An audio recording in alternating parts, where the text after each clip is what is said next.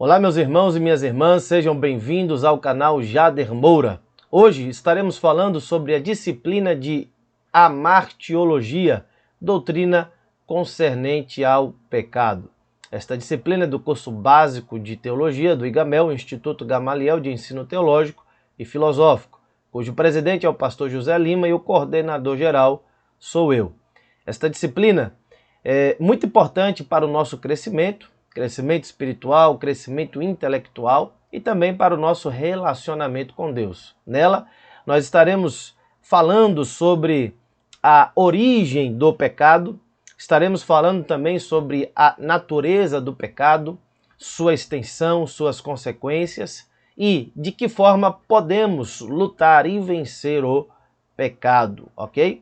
De um modo geral, estaremos falando sobre o que a Bíblia nos ensina acerca do pecado. Então esteja atento, esteja aí com o seu celular em mãos, com notebook, com tablet, com o papel, com a caneta, enfim, fique à vontade para fazer as suas anotações.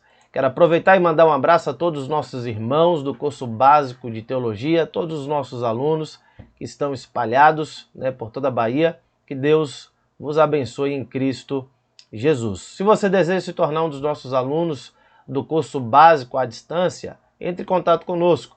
Teremos o prazer de lhe atender. De qualquer lugar do Brasil, você poderá estar fazendo o curso básico de teologia. Temos o básico, temos o médio e também temos o avançado, certo? Lembrando que a partir do dia 30 de abril teremos uma plataforma 100% online do Instituto Gamaliel do Brasil, IGB, que é um instituto parceiro também do IGAMEL, ok? Então, se você deseja fazer um curso e assistir todas as videoaulas, ter acesso a todo o material, ter acesso a áudio e também ter acesso a uma biblioteca virtual com mais de 3.000 livros, então não perca esta oportunidade. Entre em nosso site www.gamalielbrasil.com.br e também nos siga nas redes sociais Gamaliel do Brasil lá no Instagram. Muito bem, meus amados, vamos começar a nossa aula de amartiologia, doutrina concernente ou a respeito do pecado. Como de costume, eu vou tirar aqui a minha câmera, a minha imagem, para que vocês possam visualizar os slides de uma maneira mais confortável, para não precisar ficar tirando a minha imagem, jogando para um canto, jogando para o outro, porque ela acaba, às vezes, ficando em cima de algum texto, ok? Então, vamos lá começar a nossa aula, Amartiologia, doutrina concernente ao pecado. A introdução. As Sagradas Escrituras põem em relevo dois grandes princípios ou qualidades morais. Primeiro, a santidade e segundo, o seu antagonista, o pecado. Pode-se dizer que na esfera moral, o primeiro, que é a santidade, corresponde ao bem.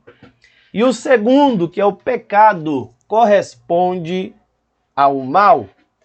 Todos os demais princípios e qualidades morais podem ser classificados de maneira a se identificarem com um desses dois grupos. E por isso mesmo o pecado, como sua antítese, recebe na Bíblia atenção ampla e adequada.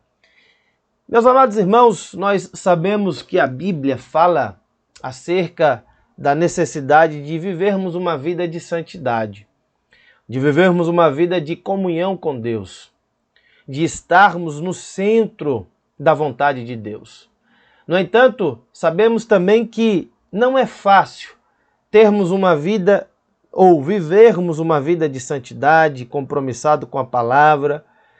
Não é fácil estar no centro da vontade de Deus, em todos os aspectos, em todas as áreas da nossa vida, justamente por conta da existência do pecado. Nós temos uma natureza que é corrompida, que é decaída, nós temos uma natureza pecaminosa que nos afasta, ou que pelo menos tenta nos afastar da presença de Deus. E nós temos que lutar contra a nossa natureza pecaminosa, temos que lutar contra o mundo que jaz no maligno e temos que lutar contra o diabo e os seus demônios, que são os arqui-inimigos de Deus e também do seu povo. E devido à existência do pecado, nós sabemos que nada disso é fácil. Lutar contra essas coisas não é fácil. Nós precisamos do auxílio de Deus, da ajuda de Deus, pois sem Deus jamais teríamos condições de vencer o pecado, de vencer a nossa natureza corrompida e pecaminosa, de vencermos o mundo ou de vencermos o diabo. Deus nos deu condições de vencer todas essas coisas através do sacrifício do seu Filho amado Jesus Cristo lá na cruz do Calvário. Hoje nós não somos mais escravos do pecado. O homem sem Deus é escravo do pecado. Ele não consegue vencer o pecado, vencer sua natureza. Ele não consegue se desvencilhar, né, do poder e da influência que o pecado exerce sobre a sua vida, porque ele é escravo dele. Mas nós fomos libertos através de Jesus. O sangue de Jesus nos libertou do poder e não da presença, por enquanto. Então, apesar de estarmos na presença do pecado e de termos uma natureza pecaminosa, nós não somos escravos dele. Somos livres, fomos libertos, fomos salvos, fomos regenerados e hoje somos escravos do Senhor Jesus. Esta disciplina ela foi compilada a partir das obras de Bancroft, Teologia Elementar, que está o livro, você pode pesquisar este livro na internet. É um livro muito bom, conteúdo bem simples, mas também simples no sentido de você ler e entender, né? Você consegue ler, você consegue compreender, não é uma linguagem difícil, mas o conteúdo é um conteúdo de excelência. E também o livro Conhecendo as Escrituras, ou Conhecendo as Doutrinas da Bíblia, de Meyer Perelman, certo? Que também você pode acessar e comprar pela internet. Pastor José Lima também utilizou a lição da Escola Bíblica Dominical de 1988, a de número 13, 40º trimestre, que foi escrita pelo pastor Elienay Cabral. Então ele utilizou essas 3 obras como referência, certo? Obviamente ele utilizou outros materiais também na confecção e na elaboração desse material. E aqui nós apresentamos uma síntese sobre o assunto. Você, obviamente, pode adquirir esses materiais e comprar outros livros também de teologia sistemática para poder se aprofundar neste assunto. Nós vamos começar falando sobre os conceitos errôneos acerca do pecado, certo? Antes de falarmos o que a Bíblia diz ou ensina, o que as pessoas, o que os movimentos, né, religiosos, filosóficos, científicos falam acerca do pecado. Então, apesar da clareza bíblica e histórica acerca do pecado, os homens, de um modo geral, têm desenvolvido e difundido conceitos completamente dissociados da verdade. Então vamos ver quais são, aqui, nesse momento, as 5 teorias errôneas acerca do pecado. A primeira delas é muito conhecida, o ateísmo. O ateísmo ele nega a realidade do pecado pelo fato de negar a existência de Deus. Ora, se para eles Deus não existe, também não existirá pecado, uma vez que a Bíblia fala, né, sobre a existência e a realidade de Deus e também do pecado. Todo pecado, essencialmente, é contra Deus, porque se caracteriza pela violação do direito, que é a lei de Deus. Então, quando nós pecamos, nós estamos violando a lei de Deus, estamos contrariando a vontade de Deus. Então, se, segundo os ateus, Deus não existe, muito menos haverá o pecado, certo? Isso é o que eles ensinam, é o que eles acreditam, no que eles acreditam. O segundo movimento se chama o determinismo. Segundo o determinismo, todas as coisas que acontecem são determinadas por impulsos internos e circunstanciais, sobre os quais não temos nenhum domínio. Sendo assim, ninguém seria capaz de deixar de fazer o que faz, seja bem ou mal. Logo, ninguém merece louvor pelo bem que pratica, nem culpa pelo mal que faz ou que realiza. Olha que loucura, né? O determinismo ensina que as coisas acontecem porque elas são determinadas, as coisas que acontecem no mundo, ao nosso redor, né, ou pelo nosso próprio comportamento, acontecem porque são determinadas por impulsos internos, ou seja, impulsos que vêm de dentro da nossa natureza que nós não conseguimos controlar. São reações que nós temos e que, na maioria das vezes, se não em todas elas, nós não temos o mínimo controle. E também devido às circunstâncias ao nosso redor. Então nós não temos culpa, né, segundo eles, pelo mal que praticamos, e nem merecemos o louvor, não merecemos o reconhecimento pelo bem que realizamos. Então isso aqui é realmente algo muito fora da realidade. Nós sabemos que o homem tem sim condições de evitar muita coisa. Óbvio que quando se fala sobre o pecado, existem coisas que o homem não vai conseguir evitar se ele não for liberto pelo Senhor Jesus. Mas ele consegue controlar determinados impulsos, ele consegue se educar para não realizar o mal, né, contra alguém, contra o seu próximo, e para, na medida do possível, praticar aquilo que é bom e aquilo que é agradável. Lembrando que ele só poderá agradar a Deus e fazer o que é de fato a vontade de Deus se ele for liberto pelo sangue de Jesus. O terceiro movimento é o hedonismo. O hedonismo entende que a vida é regida pelo prazer e não pelo dever. Segundo essa teoria, o melhor e mais proveitoso é a conquista do prazer e a fuga à dor. O que é correto não pesa, mas o que dá prazer é o que vale. Então o hedonismo é um movimento filosófico, né, que, apesar de ter se iniciado há muitos anos atrás, ainda é muito comum nos dias de hoje. Apesar das pessoas não conhecerem a teoria ou a filosofia do hedonismo, elas praticam isso o tempo inteiro. As pessoas querem viver regida pelo prazer, pelos desejos da carne, né, pelas suas próprias vontades e concupiscências, e acabam se esquecendo de fazer o que é correto e agradável aos olhos de Deus. Então as pessoas se deixam levar pelo simples prazer. Então eles querem apenas sentir o prazer e fogem daquilo que para eles é doloroso, ok? O pecado para estes é uma coisa que não merece atenção, pois dizem eles, abre aspas, errar é humano. O que é natural é belo, e o que é belo é direito. Então, para eles, errar é humano, então não tem problema em você cometer um erro, 2 erros, 3 erros, não tem problema. E como nós sabemos que pecado é errar o alvo, para eles não existe nenhum problema em errar este alvo, que é a vontade de Deus. Já que errar é humano, nós somos humanos. E, segundo eles, o que é natural é belo. Se errar é natural, então errar também acaba se tornando belo.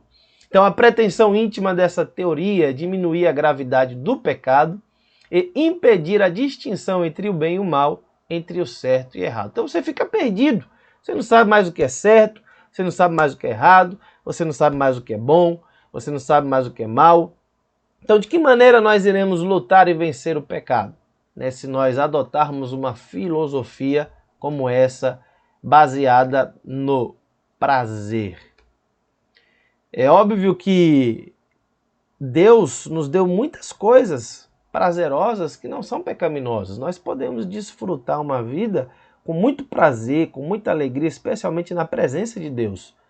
E aquilo que te dá prazer, mas que não tem a aprovação de Deus, pode ter certeza que lá na frente vai lhe trazer consequências negativas e que vão lhe causar muito sofrimento. O outro movimento se chama ciência cristã, mas não tem nada de cristão, certo? É só o nome, mas a teoria deles é totalmente antibíblica e anticristã. Eles negam a realidade do pecado, alegando que o mal é simplesmente a ausência do bem e não tem existência real. Trata-se apenas de um erro da mente moral. Então, para os adeptos desta ciência cristã, a realidade é, na verdade, uma invenção do homem. O homem inventou essa questão de pecado apenas para tentar frear, né, o seu comportamento, para que o homem evite determinadas coisas na sua vida. Mas o pecado não existe, de fato, né, segundo eles. Então, isso tudo aí é só conversa fiada, né? Então é o que eles pensam. Mas como nós veremos a seguir, a realidade é algo muito presente na nossa vida, é algo real, faz parte do nosso cotidiano e nós precisamos lutar contra ele. O outro movimento também muito conhecido se chama a evolução. Considera o pecado como herança do animalismo primitivo do homem. Tão desprovida de conteúdo sério essa teoria que é desnecessário trazer mais comentários. Vocês já conhecem, né? O evolucionismo ensina que nós herdamos as nossas características dos nossos ancestrais e, segundo eles, os nossos ancestrais são os animais, né?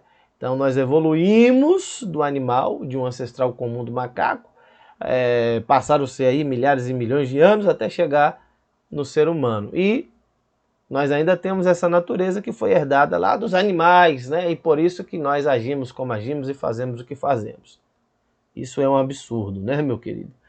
Isso é um absurdo porque, apesar do homem ter comportamentos que até parecem ser piores do que de animais, ele tem condições de evitar esse tipo de comportamento, porque ele tem consciência e ele é um ser inteligente. Então, quando ele pratica algo que para nós é bizarro, que para nós é pior do que um comportamento de um animal, esta pessoa merece a devida punição, né? Merece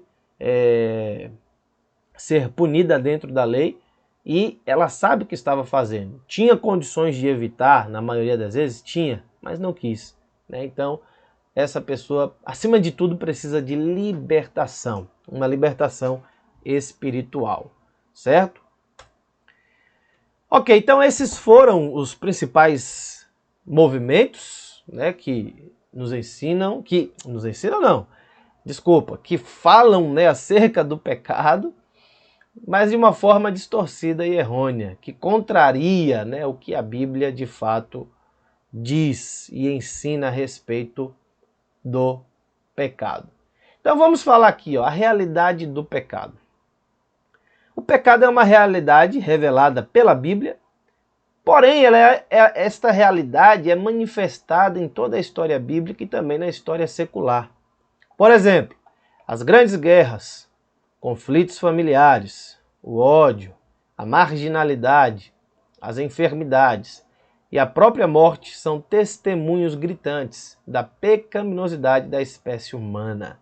Então tudo isso aqui, tudo isso que nós observamos, que nós avaliamos, que nós notamos no nosso dia a dia, são indícios e são provas de que o pecado existe. E o único capaz de resolver de fato esse problema é o Senhor Jesus. Portanto, o pecado é um fato revelado pela Bíblia. Então, a Bíblia nos ensina sobre o pecado, fala sobre a realidade dele. Gênesis 3, 1 ao 7 vai falar sobre a origem do pecado. Como foi que o pecado passou a existir na natureza do homem, como foi que ele afetou toda a raça humana. Então, leia essas passagens, né? Pause o vídeo, leia essas passagens com cuidado e você vai perceber muita coisa interessante, muita coisa importante, né, acerca desse assunto.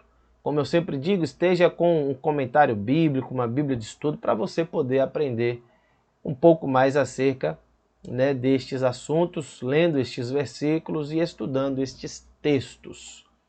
Letra B, é um fato fácil de ser observado. Então, isso aqui a gente observa todos os dias, ainda mais no jornal, né? Os mendigos na sarjeta, os menores abandonados, os hospitais infestados de enfermos, a prostituição, os presídios repletos de criminosos, dentre outras coisas. Então isso nós constatamos no dia a dia, é algo que pode ser notado, né, por todo indivíduo, por toda pessoa, e nós podemos estar em uma dessas condições, né? Porque se nós temos a natureza pecaminosa, infelizmente nós estamos sujeitos a muitas coisas. Podemos evitar algumas, né? Mas existem coisas que acabam nos atingindo. Por exemplo, quando se fala de enfermidade, infelizmente, em algum momento todos nós ficamos enfermos, né? Contraímos algum vírus, alguma bactéria, alguma doença, porque faz parte mesmo da realidade do mundo, né? Da realidade das pessoas, e todos nós acabamos pagando o preço, né? O pecado entrou no mundo e trouxe, né, muita destruição. Outras coisas podem ser, obviamente, evitadas, transformadas, melhoradas, tudo isso através da palavra de Deus. Então é um fato da experiência humana, a Bíblia fala sobre isso. Então nós temos aqui diversas passagens que vão falar acerca desse assunto. A realidade do pecado fica inquestionável diante do ensino das Escrituras, da observação natural e também da experiência humana. Por exemplo, o remorso da nossa consciência por causa do mal praticado persegue a todos os descendentes de Adão e Eva, enquanto as consequências entristecedoras do pecado são vistas através da deterioração e degeneração física, mental e moral da espécie humana. Então, meu querido, minha querida, o pecado é uma realidade, né, que pode ser presenciada, vivida e observada por todos nós. E as consequências do pecado afetaram toda a raça humana. O remorso que nós sentimos é devido ao mal que nós praticamos. Claro que tem coisa que a gente precisa primeiro saber o que é pecado. O que não agrada a Deus. Tem muita coisa que o povo diz que é pecado que não é pecado. O povo inventa muita coisa. E o que é pecado, eles acabam camuflando.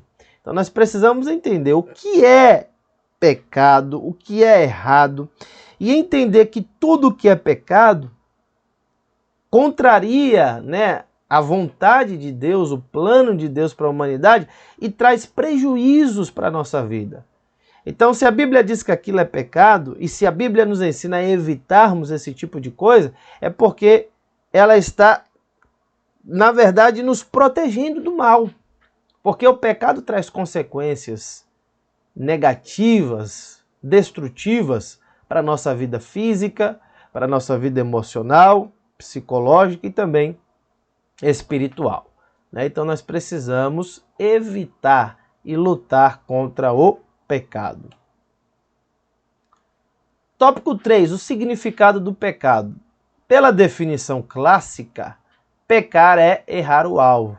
E o alvo é a vontade de Deus, a palavra de Deus, né, o desejo de Deus para a nossa vida. Então toda vez que nós erramos o alvo ou deixamos de fazer a vontade de Deus, nós estamos pecando e prejudicando a nós mesmos.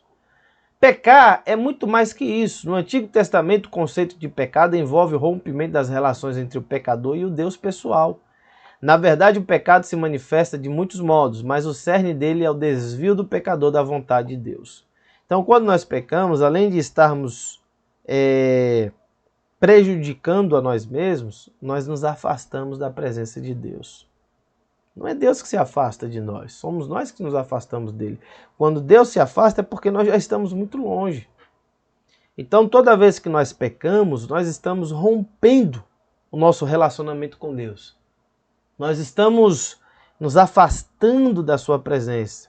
E dessa forma, né, longe de Deus, longe da sua presença, nós só teremos consequências negativas para a nossa vida.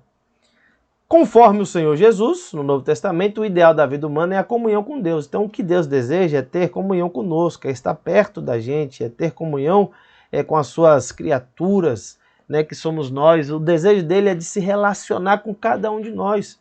Deus deseja se revelar a você, Deus deseja falar com você, Deus deseja estar próximo de você.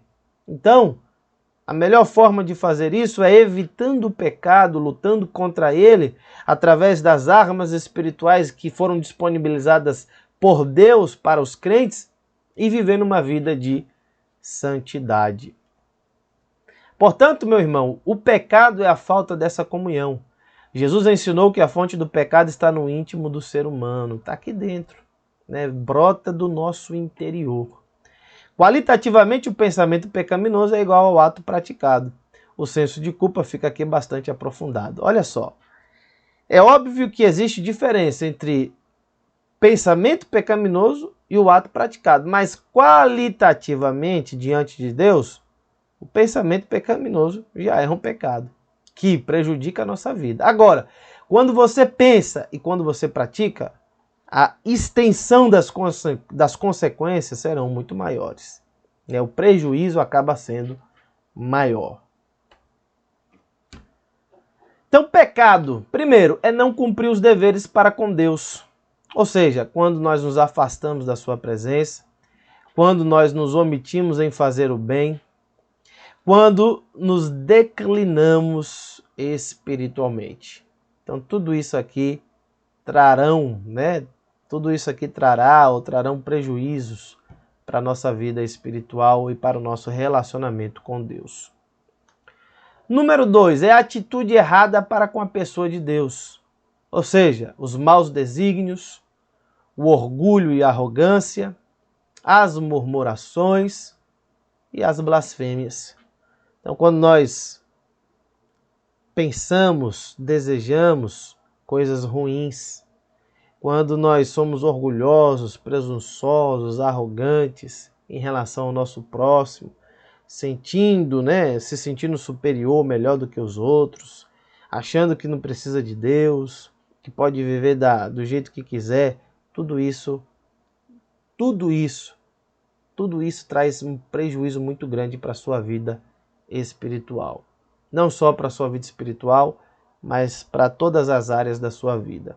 As murmurações, que é quando nós reclamamos o tempo inteiro, né, das coisas, não enxergamos as coisas boas, só enxergamos as coisas negativas, não vemos o cuidado e o amor de Deus para conosco e vivemos uma vida de murmuração. Isso traz um prejuízo tão grande para a sua saúde emocional. Se você soubesse, você agradeceria mais a Deus, né? Apesar das lutas e das dificuldades, através da nossa gratidão as coisas se tornam muito melhores. E nós percebemos as coisas boas que existem também ao nosso redor. As blasfêmias, né? Quando ofendemos a Deus, a sua palavra, e a blasfêmia contra o Espírito Santo, que aí é um pecado imperdoável, certo? Blasfêmia contra o Espírito Santo. Nós podemos tratar desse assunto em um outro vídeo. É muito interessante falarmos sobre esse assunto, porque ainda existem muitas pessoas que têm dúvidas sobre isso. Mas nós precisamos entender, né, que a blasfêmia contra o Espírito Santo é um pecado que nós praticamos de forma consciente, né, contra o Espírito Santo. E acontece quando nós atribuímos as obras de Deus a Satanás. Ou seja, nós sabemos que aquilo é de Deus, que é Deus que realiza, que é Deus que efetua, e conscientemente nós dizemos que aquilo não é de Deus, que é do diabo, que foi o diabo quem realizou, foi o diabo quem fez, foi o diabo quem inspirou. Né? Como os fariseus estavam falando com Jesus, que as obras que o Senhor Jesus realizava, ele não as realizava por intermédio de Deus, mas por influência do maligno na sua vida. Então isso foi uma blasfêmia contra o Espírito Santo. Nós podemos detalhar mais esse assunto em um outro vídeo. Terceiro é agir contrário à vontade de Deus. De que maneira? Com dúvidas, rebeldia e obstinação, desobediência, transgressão da lei. Então, quando nós duvidamos, né, do poder de Deus, da bondade de Deus, da misericórdia de Deus, da sua palavra, quando vivemos uma vida de incredulidade, nós estamos agindo contra a vontade de Deus. Quando temos um comportamento, né, rebelde, obstinado, sabemos que estamos errados, mas continuamos errando, sabemos que aquilo não é bom, mas continuamos praticando. Então isso não é algo agradável a Deus, né? Isso não é algo que deveríamos praticar. Se nós sabemos que estamos errados, nós precisamos nos arrepender e fazer o que é certo. Então, a desobediência, a transgressão, tudo isso é agir contrário à vontade de Deus. Em quarto lugar, é agir errado em relação aos homens, ou seja, favoritismo, injustiça e desprezo ao semelhante. Aqui eu preciso explicar o seguinte: o que é o favoritismo? Muita gente acaba distorcendo isso aqui, acaba não entendendo.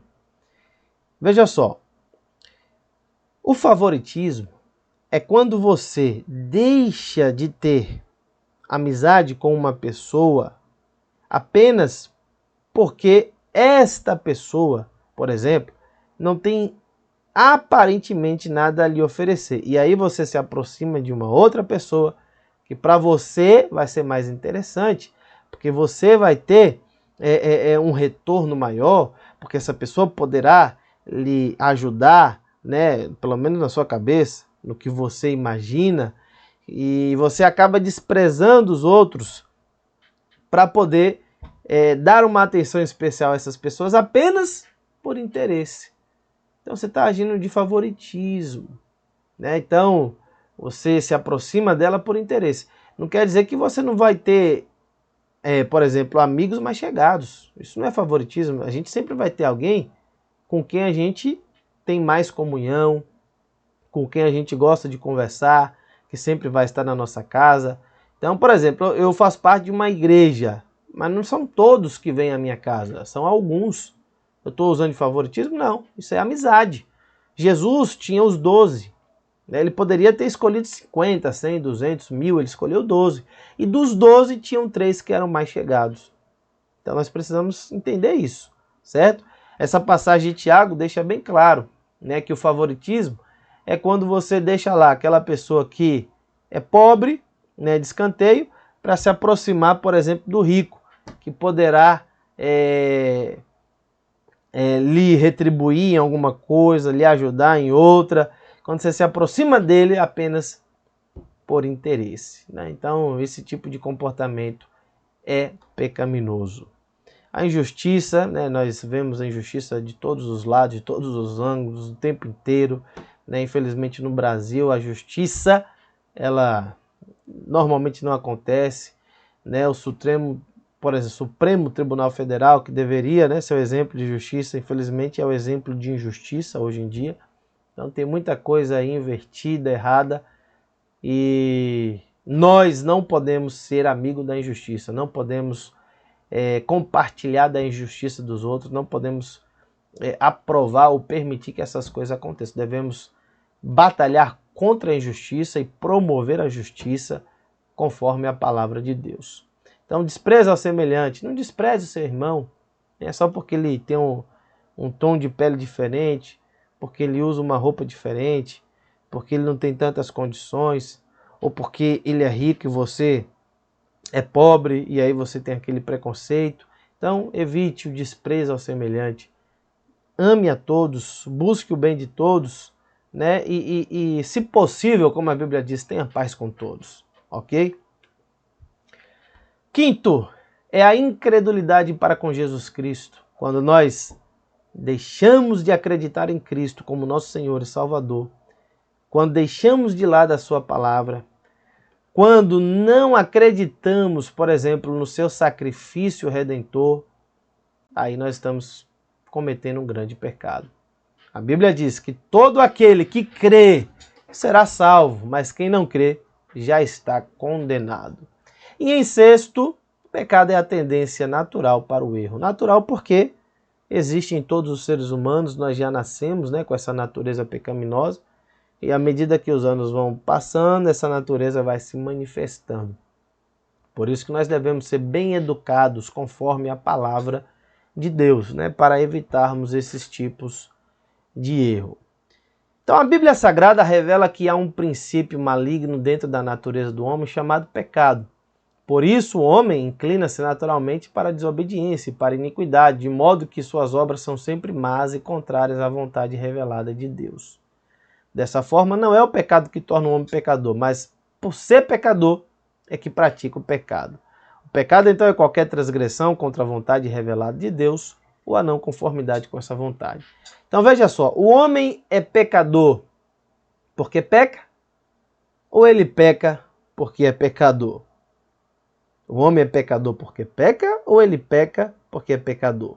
Então, de acordo com o ensino da Bíblia, olha só, o homem pratica o pecado porque ele é pecador. Então, nós já nascemos com a natureza pecaminosa. Então, nós pecamos porque nós já temos essa natureza corrompida dentro de nós, que só será, que só será controlada através da nossa entrega voluntária e consciente ao sacrifício de Jesus. A origem do pecado. Quando foi que surgiu o pecado? De que maneira o pecado entrou no mundo? Bem, sabemos que Deus é perfeito e o imperfeito, logicamente, não pode proceder do perfeito. Sendo o homem obra de Deus, sua origem se deu em perfeição. Tudo que Deus fez, segundo a palavra dele, foi perfeito. Então Deus não é o autor do pecado. O pecado, dessa forma, veio depois, por inspiração do maligno, ou por inspiração maligna, para tentar frustrar os propósitos de Deus. Então nós sabemos que o inimigo ele é o autor do pecado. O diabo foi o primeiro a praticar o pecado, ainda quando ele estava lá no céu. Então, quando ele desejou ser igual a Deus ou maior do que Deus, surgiu o pecado no coração dele. E depois disso, quando Deus criou o homem, ele inspirou o homem, inspirou a mulher também a cometer o pecado contra o seu Criador, contra o seu Deus. Certo? Então, o pecado tem origem no diabo. Então, olha só. Primeiro, a possibilidade para o pecado. A inteligência com que foi dotado o homem lhe deu capacidade para discernir entre o bem e o mal. A capacidade para sentir lhe possibilitou amar e desejar o bem, e também repudiar o mal. O livre-arbítrio que nos foi concedido por Deus lhe deu o direito de escolher o seu próprio caminho. Moralmente, o homem devia a Deus, seu Criador, toda obediência e fidelidade. Então, quando Deus criou o homem, ele tinha total condições de evitar o pecado. Ele poderia ter vencido a tentação, poderia ter vencido o pecado. Então, ele pecou por um ato de rebelião e de desobediência a uma ordem explícita dada por Deus a ele, lá no Jardim do Éden, devido ao seu livre-arbítrio. O livre-arbítrio, querido, é a possibilidade que nós temos de escolha. Nós podemos escolher entre o bem e o mal, entre o certo e o errado. Isso é algo comum, da experiência humana. Mas a Bíblia nos orienta a escolhermos o que é bom. E nós só somos capazes de escolher o que é bom devido à presença do Espírito de Deus na nossa vida. Então, através da influência do Espírito Santo, nós podemos escolher o que é bom e o que é agradável aos olhos de Deus. Como o homem era livre naquela época, ele era totalmente livre, sua fidelidade a Deus devia ser um ato de sua própria escolha. Sua fidelidade somente seria conhecida se fosse o quê? Provado. Ele deveria ser provado. Deus não queria uma marionete, que fizessem as coisas forçadas, obrigadas. Não, Deus queria que a pessoa o adorasse, o servisse e obedecesse por livre e espontânea vontade, de coração, porque só assim nós poderemos experimentar a nossa comunhão com Deus, e o amor de Deus nas nossas vidas. A provação, então, abriria uma possibilidade para que o homem pecasse, mas ele poderia ter resistido e ele poderia ter sido obediente. Mas essa provação objetivou o quê? Capacitar o homem para expressar e exercitar o seu livre arbítrio. Daí veio a tentação. O diabo, astuto e enganador como é, usou as suas artimanhas para convencer o homem a pecar, como se não estivesse pecando. Então o diabo, com toda aquela conversa,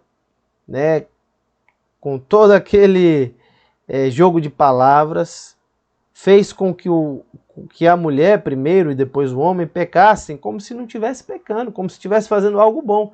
E é justamente isso que ele ainda faz hoje. Às vezes nós pecamos e pensamos que estamos fazendo algo bom, que aquilo não tem problema, que aquilo é algo normal de se fazer. Precisamos ter cuidado. Tem coisas que são normais, obviamente, mas tem coisas que são pecaminosas. Então ele fez uma pergunta com uma afirmação mentirosa. E dessa forma ele lançou uma tríplice dúvida no coração do homem, enfraquecendo as suas defesas e o levando ao erro. Então, primeiro, ele lançou dúvida sobre a bondade de Deus. Vejam só o que ele disse. Gênesis 3:1. É assim que Deus disse: não comereis de toda árvore do jardim? Olha a pergunta do diabo. Na pergunta que ele fez a Eva, ele lançou uma afirmação mentirosa. Porque Deus havia dito que o homem e a mulher poderiam comer livremente de todas as árvores do jardim, com exceção de uma. Lá existiam milhões de árvores. Eles poderiam comer e desfrutar de tudo aquilo, só não poderiam tocar e nem comer de uma única árvore. Mas o diabo, olha só o que ele tenta fazer. Ele tenta fazer algo que é muito comum ainda hoje, né? As pessoas acabam duvidando da bondade de Deus. Olha, não comereis de toda árvore do jardim. Que Deus ruim é esse? Fez um jardim tão bonito, coisas tão maravilhosas, e disse que vocês não podem desfrutar de nada disso. Então, com esta pergunta, Satanás incitou Eva a crer que Deus estava retendo algum bem dela e de seu marido.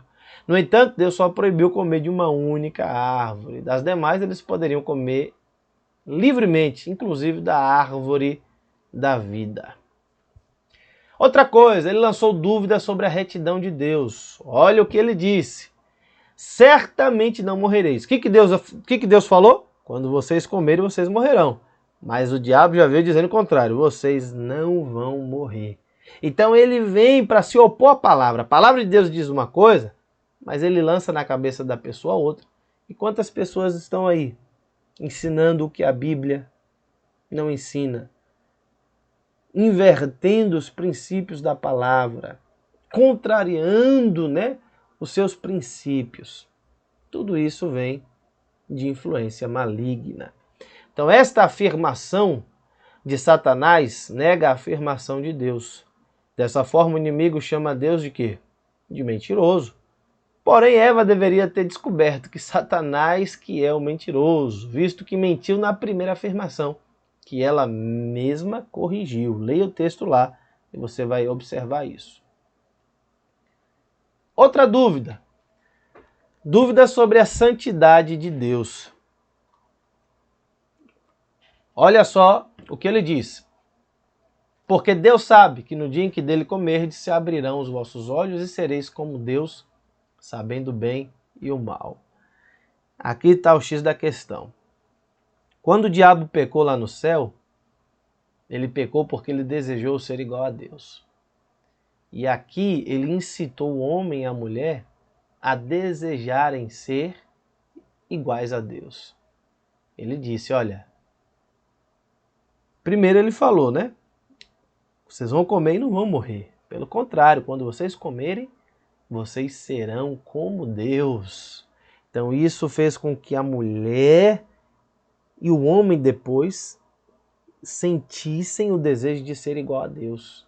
E foi justamente o pecado que o diabo cometeu lá no céu que fez com que o homem também desobedecesse ao seu Criador.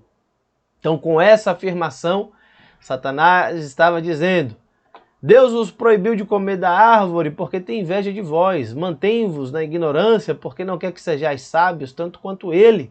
Seu interesse não é salvar-vos da morte, mas impedir que sejais semelhantes a ele. Então isso é um grande absurdo. O Criador teria inveja da criatura?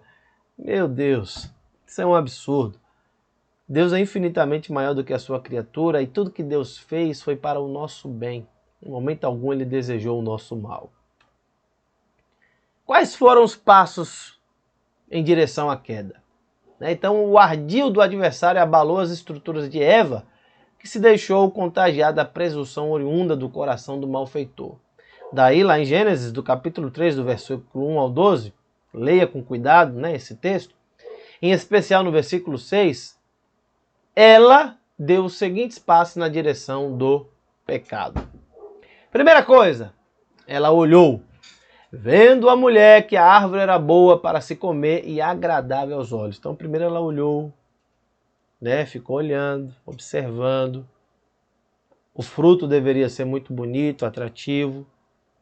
E ela continuou olhando. Até aí tudo bem.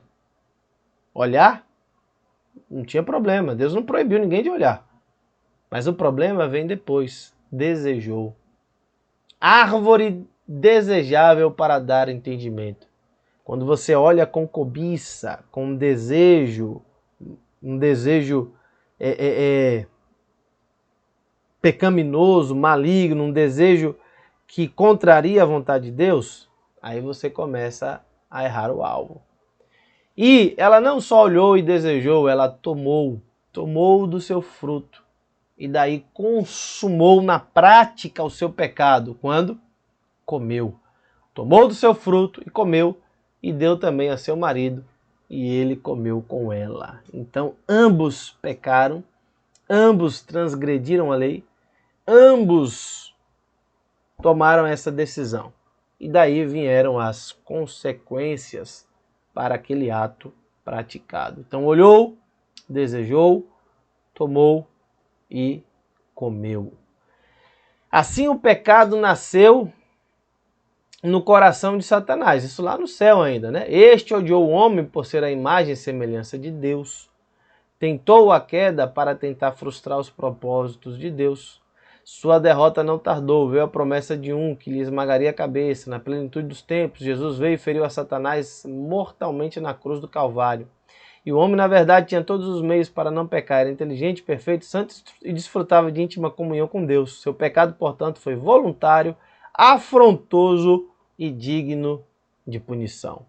Então ele mereceu toda aquela punição, porque ele tinha todas as condições de não pecar. Era perfeito, não tinha natureza pecaminosa, tinha a presença de Deus constante ali no jardim, né, com ele, desfrutava de comunhão com Deus constante, era santo, mas decidiu pecar, decidiu errar. E o pecado dele afetou toda a raça humana, como nós veremos aqui agora. Quais foram as consequências do pecado? Bem, a Bíblia diz que o pecado afetou os céus, a terra e todos os seus habitantes. Efésios 6,12 diz que os céus passaram a ser habitação de demônios com o pecado de Satanás e com o pecado do homem, né? A terra foi amaldiçoada a produzir ervas daninhas. A ferocidade nasceu no coração dos animais e o homem condenado ao trabalho penoso e à morte. Mas as principais consequências vieram sobre o homem e os seus descendentes. Então, tudo isso aconteceu depois do pecado. Os animais não eram ferozes. Na terra não havia ervas daninhas, né? O diabo não estava habitando nas regiões celestiais, na atmosfera e exercendo domínio sobre as pessoas como ele o faz hoje. Então tudo isso, né, o trabalho penoso, a morte, né, o sofrimento, a dor, tudo isso aconteceu após o pecado. A universalidade das consequências. Toda a humanidade se tornou pecadora. Todos se tornaram culpados. Então não existe um justo sequer. Todos nós pecamos, todos nós herdamos essa natureza, mas graças a Deus que o Senhor enviou o seu Filho Jesus para nos libertar. E através do Senhor Jesus nós encontramos essa liberdade, né? Conseguimos vencer o diabo, o pecado, o mundo e a nossa natureza pecaminosa. Quais foram os juízos de Deus? Primeiro veio o juízo sobre a serpente. Olha o que Deus diz. Porquanto fizeste isto, maldita serás mais do que toda besta e mais do que todos os animais do campo. Sobre o ventre andarás e o pó comerás todos os dias da tua vida. Então isso nos faz entender o seguinte, que anteriormente a serpente, aí eu estou falando do animal, não estou falando sobre o diabo, né? O animal foi só um veículo, um canal, através do qual o inimigo enganou Eva. E você pode até se perguntar, mas os animais falavam naquela época?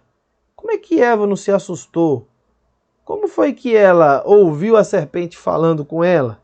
Ela não deveria ter achado estranho? Bem, o que eu entendo é que os animais...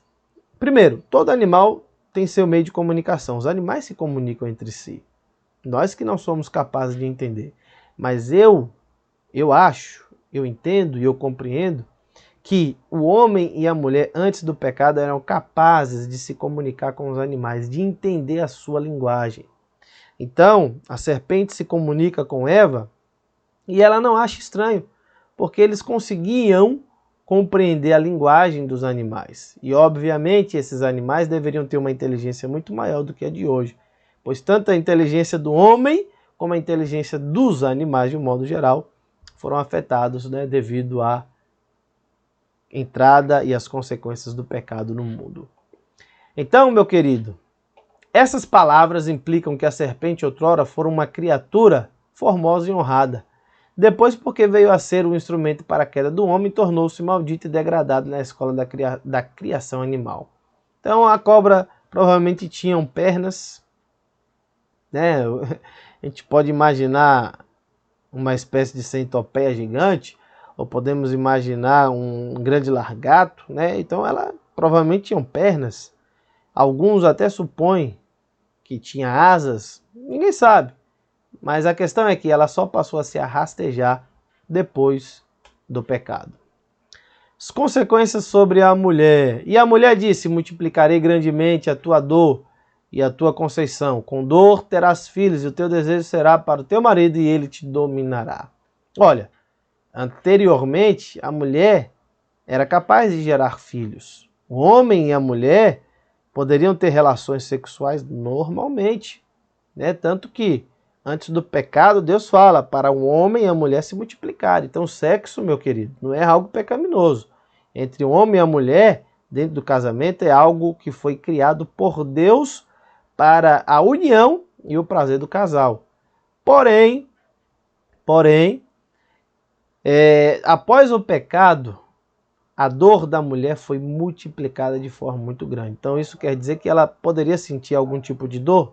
Poderia, mas seria muito pequena, não geraria incômodo. A dor dela foi multiplicada após o pecado, certo? E como ela exerceu uma influência grande sobre o seu marido naquele momento, hoje, né, a consequência é que ela também sofreria uma influência muito grande do homem sobre ela. Isto aqui não quer dizer que o homem dominar aqui, não quer dizer que o homem tem o direito de fazer com a mulher o que ele quer. Muito pelo contrário, a Bíblia diz e ensina o homem a amar, cuidar, a zelar da sua mulher. Mas infelizmente hoje existe uma guerra muito grande devido ao pecado, né? Muitos homens têm de fato maltratado, né, muitas mulheres e muita coisa ruim tem acontecido. Mas nada disso é a vontade de Deus. Nada disso corresponde ao desejo de Deus. Nada disso é ensinado pela palavra de Deus. Foi uma previsão que Deus fez e que infelizmente, né, tem acontecido no mundo inteiro, mas que deve ser combatido. Sobre o homem. Para o homem as penas foram maiores e mais dolorosas, visto que ele foi criado para ser o Senhor da terra. Então o trabalho se tornou penoso. Letra B, foi expulso do jardim do Éden, o homem de modo geral aqui, viu? Letra C, a morte física, a morte espiritual, se tornou filho da ira, se tornou corrupto e enganoso em sua natureza e ficou escravo do pecado. Então olha quanta consequência negativa, né? Tudo isso devido ao pecado. Então a conclusão é que o pecado afetou em cheio a raça humana, né, todos os seres humanos, corrompendo as nossas faculdades, comprometendo as nossas realizações, manchando a imagem de Deus em nós, e daí fez do homem sua própria vítima, arruinando as suas relações entre ele e seus semelhantes, entre ele e a natureza, e principalmente entre ele e o seu Criador, Como consequência, tornou-se filho da ira e digno da perdição eterna. Apesar de tudo, Deus o amou, como continua nos amando, e prometeu-lhe uma redenção. Prefigurou-a na morte do animal, do qual tomou a pele para vesti-lo, e a sua mulher. Tipificou-a nos sacrifícios instituídos na lei que deu aos hebreus, e quando chegou à plenitude dos tempos, consumou-a na morte de seu filho Jesus no Calvário. Então, graças a Deus que o Senhor Jesus nos providenciou, né, a libertação através do seu sacrifício. E hoje nós recebemos, né, a bênção de Deus sobre a nossa vida. Hoje temos acesso a Deus. Hoje desfrutamos da sua presença, porque nós recebemos a Jesus como nosso único e suficiente Salvador, como nosso Senhor e como nosso Salvador. Eu espero que você tenha aprendido. Se tiver alguma dúvida, deixe o seu comentário aí no vídeo. Aos nossos alunos, né, manifeste também a sua dúvida lá no grupo do WhatsApp. E que Deus abençoe sua vida, que Deus abençoe a nossa vida e que sejamos vitoriosos, que vençamos o pecado todos os dias, né, através da palavra de Deus, da presença do Espírito Santo que está em nós, e que vivamos uma vida de comunhão com Ele, para que o nome dele seja constantemente glorificado através de cada um de nós. Que Deus te abençoe, um grande abraço e até o nosso próximo vídeo, se Deus quiser.